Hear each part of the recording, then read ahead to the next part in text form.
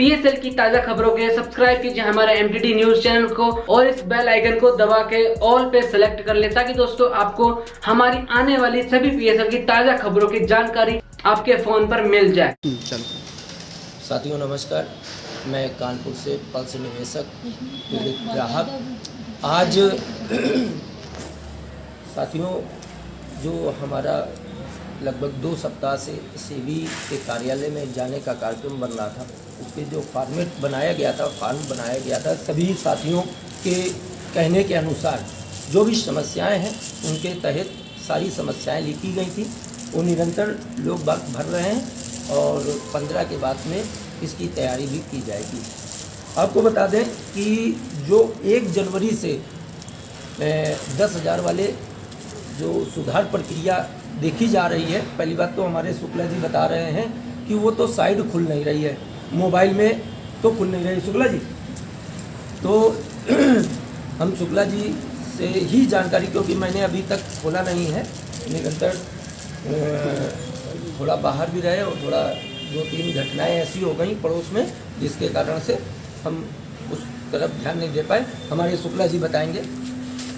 ऐसा है, मैंने मोबाइल पे उसको चेक करने का प्रयास किया, तो जिस तरह की पहले जो जब स्टेटस के लिए साइट खोली गई थी, तो मोबाइल पे क्या हो रहा था कि मोबाइल पे हम लोग बड़ी आसानी से उसको चेक कर ले रहे थे।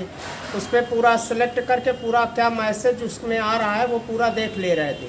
लेकिन इस बार ऐसा नहीं हो पा रहा है, केवल 2 लाइन उसमें कुछ दिखाई पड़ती हैं, पूरा मैसेज तो उसमें आता नहीं, तो कुछ समझ में नहीं आता कि क्या इसका स्टेटस है। फिर उसके बाद हमने घर के अपने कंप्यूटर पे चेक किया, साइट खोलने का प्रयास किया, तो कंप्यूटर में तो साइट बिल्कुल खुली ही नहीं रही है। उसमें लिख के आता है कि ये साइट जो है आप कंप्यूटर पे अपने नहीं खोल सकते हैं, यानी कि जो लाइसेंस कैफ़े वालों के पास लाइसेंस है, केवल उन्हीं लोगों के पास वो साइट खुलेगी। तो कहने मिला इस तरह की समस्याएँ हैं। जो ये स्टेटस इस बार जो हम लोगों को दिया गया है कि आप लोग चेक करें, तो ऐसा लगता नहीं है, केवल एक बेवकूफ़ बनाने का काम किया गया है। कहीं हम लोग ना चेक कर सकते हैं, ना कहीं कुछ उस प्रक्रिया में जा सकते हैं। इसी कड़ी में आप लोगों को, आप सभी अपने जो भी निवेशक भाई हैं उनका ध्यान केंद्रित करना चाहते हैं, क्योंकि कई ग्रुपों में और कई लोगों के मुंह से हमने जो सुना कि ज़मीन अलॉटमेंट हम लोगों को दिखाया जा रहा है। जब हमारी कंपनी को बैन किया गया था 2014 में, तो सेबी ने आरोप क्या लगाया था, आप सब लोगों को शायद मालूम होगा, ज्ञात भी होगा कि कंपनी आरडीएफडी का काम करती है ना।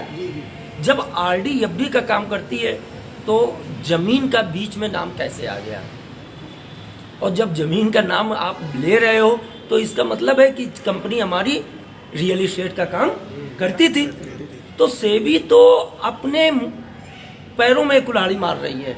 मतलब एक तरफ कंपनी को बैन करती है कि आप आरडीएफडी का काम कर रहे हो, बैंकिंग रूप से काम कर रहे हो, और जब निवेशकों का भुगतान के नंबर आ रहा है तो आप जमीन अलॉटमेंट यस बता रहे हो, माने आपको प्लाट दे दिया कंपनी ने।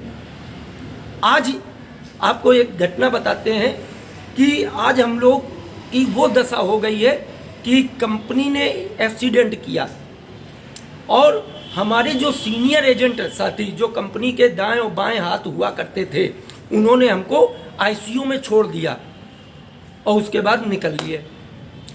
उसके बाद में रोल आया सेबी का, उसने भाई जिम्मेदारी ले ली।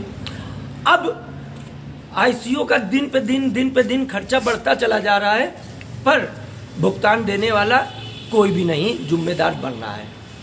अब आज हम लोग वो पोजीशन पे हैं कि मरे हुए हैं, ना तो हमारे परिजनों को डेड बॉडी मिल पा रही है क्योंकि उसका हॉस्पिटल का हम लोग खर्चा नहीं दे पा रहे।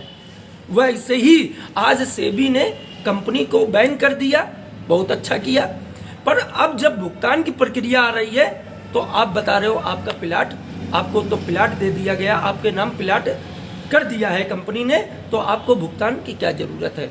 तो मैं सभी अपने निवेशक बंधुओं से निवेदन करना चाहता हूं कि अपने अपने एजेंटों को, क्योंकि एजेंट जो सीनियर हमारे लाभी थे, ठीक है, उन तक अपनी आवाज़ को पहुंचाने का काम करें, और ताकि कंपनी पर, क्योंकि नए डायरेक्टर वहां पे बने बैठे हुए हैं, जो पुराने डायरेक्टर थे वो जेल में हैं, जो नए डायरेक्टर हैं उनसे जब बात हम लोग करते हैं तो वो कहते हैं भाई हमको तो कोई जानकारी नहीं है। आज भी भारत देश में हजारों एकड़ ज़मीनें पड़ी हुई हैं जिसका पैदावार का लाभ वो डायरेक्टर ले रहे हैं। तो मैं सीनियरों से भी निवेदन करना चाहता हूं, जो दाएं बाएं कंपनी के हाथ हुआ करते थे, जो बताते थे बड़ी बड़ी बातें, मैं उनसे निवेदन करना चाहती हूं उन पर दबाव बना के उन पैसों की जो उन खेतों से जो पैदावार आ रही है हम पीड़ितों के पास आए, ऐसा कार्यक्रम कीजिए। और मैं सेबी गवर्नमेंट से भी निवेदन करना चाहता हूं कि उन पर अंकुश लगाया जाए और जो ज़मीन एस और नो जो भी है उस पर सुधार प्रक्रिया करके हमारा भुगतान किया जाए, क्योंकि हम लोगों ने यहाँ इन्वेस्टमेंट किया था। क्या किया था कि हमने पैसा यहाँ पे जमा किया है और इसका लाभ हमको 5 साल बाद मिले, ना कि हमने प्लाट के यस और नो कुछ भी मैंने नहीं किया है।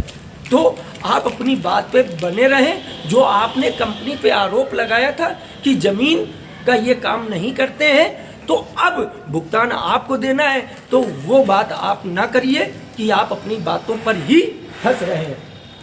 क्यों भाई आप एक तरफ कंपनी को कह रहे हो कि आप RDFD का काम कर रहे हो, दूसरी तरफ जब निवेशकों को आपका नंबर आ गया कि भुगतान आपको करना है तो आप 90% लोगों को जमीन अलॉटमेंट यस दिखा दे रहे हो कि प्लाट।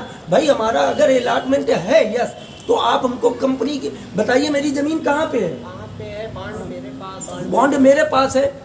हमको बताइए, मेरे पास कोई भी अलॉटमेंट लेटर नहीं आया, किसी के पास नहीं लगभग आया, तो हमको वो जमीन पे अधिकार या तो मिले, ठीक है, और नहीं तो हमारा भुगतान आपको जो कोर्ट के माध्यम से आदेश दिया गया है, कमेटी को आदेश दिया गया है, उसके द्वारा हमको भुगतान दिया जाए। तो उनके पास डाटा भी तो होगा, प्लॉट है कहाँ? और जो आपने, क्योंकि समस्या यहाँ पे ये है कि 22 अगस्त 2014 को जब कंपनी को बैन किया गया है तो आपने जो डाटा लिया है तो उस डाटा के हिसाब से हमको बताने की दया करें कितना पैसा है। और अगर आपके आपके डाटा जो कंपनी के डाटा रहा है अगर आपके पास है, उस डाटा के देखते हुए हमें आपके माध्यम से जानकारी मिलनी चाहिए कि हमारी वो ज़मीन कहाँ पर है। धन्यवाद।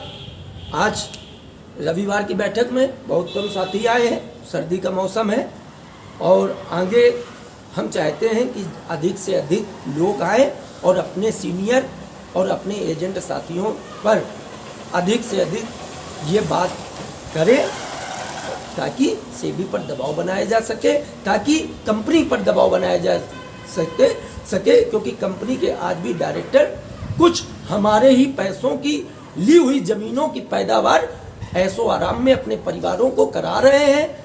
और हम ज़्यादा कुछ नहीं कहेंगे, पीड़ित हैं और लड़ेंगे अपने पैसों के लिए और पैसा लेके रहेंगे। धन्यवाद।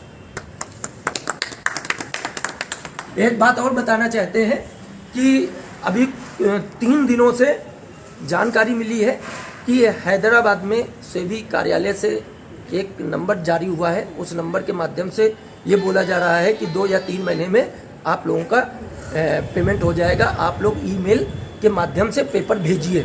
कुछ साथियों ने वहाँ पे बात भी किया है, उसके नंबर जो हमारे यहाँ पे साथी भाई आए हैं वो नंबर हमने सबको दिया भी है कि कल 9 बजे से लेकर 5 बजे के बीच में उन मैडम से बात कीजिए। हैदराबाद का है सेबी कार्यालय जो बताया जा रहा है, अभी कंफर्म नहीं है कौन नहीं है, पर सारे लोगों को नंबर दिया गया है जो साथी यहाँ पे आए हैं।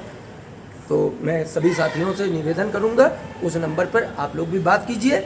उसके बाद में लखनऊ सेबी कार्यालय कल मैं भी बात करता हूँ कि ऐसी अगर कोई प्रक्रिया है तो लखनऊ में भी की जाए।